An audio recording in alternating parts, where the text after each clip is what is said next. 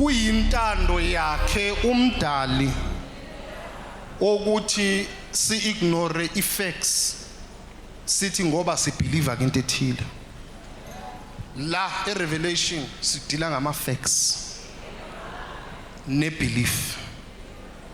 Lapho kune-fact sukufaka i-belief, because effect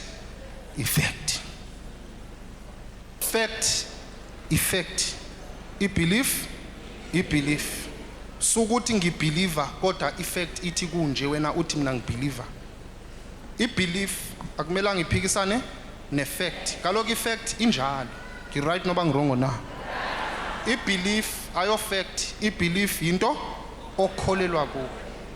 Mawuthi ngize kwababa uRadebe yini i-fact or i-belief? I-belief. Kaloku uyakholelwa. Hayi mangaya kwababa uRadebe ngiyabelieve ukuthi kuzoba right. Ayo fact, inkolo i-belief yakho. Ngi-right noma ngirongo na? Athi omunye ungayi kwababa uRadebe unenyoka, unenja, unekati, angazi kuthiwa nginazo zonke lezi zinto. Athi ungayi, uthi kuya kaloku that is your own opinion kodwa ayo fact. Ngoba mawuthi ukhe wayibona inyoka kaRadebe, ukhona ongama ngenyawo wathi ngayibona? Akakho. I-opinion yakhe uthi hayi wena lo mawubona njalo usaba inyoka sukuya kodwa mina ngiyaya, because mina i-belief yami yokuthi mangaya kwababa uRadebe kuza. If wena yakhe i-belief ithi ungayi kwababa uRadebe, landela i-belief yakho. Believed in fact. Vukani sizwe, izulu liyanithanda. Izulu khanya anishoti ngomthandazo sizwe sakwantu, niyathandaza and nithandazile over the years. Kodwa the time nanilwa nokucindezeli i-apartheid ne-colonization in South Africa and Africa at large, nanithandaza kodwa nani actor.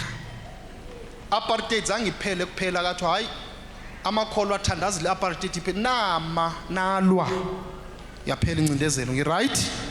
Masiqhubeni ke ukuthandaza kodwa manje masifundise nani ngenkolo, sizazi inkolelo zethu, singavele nje sithi senzani siyathandaza, sithi uNkulunkulu wabhala incwadi. Wambonaphi?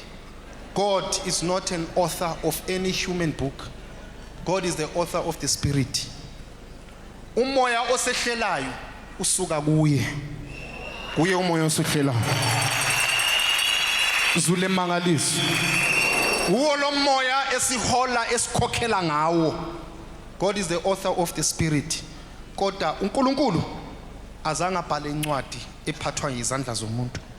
Incwadi ibhalwe ngabantu, incwadi ayibhalwanga kuNkulunkulu.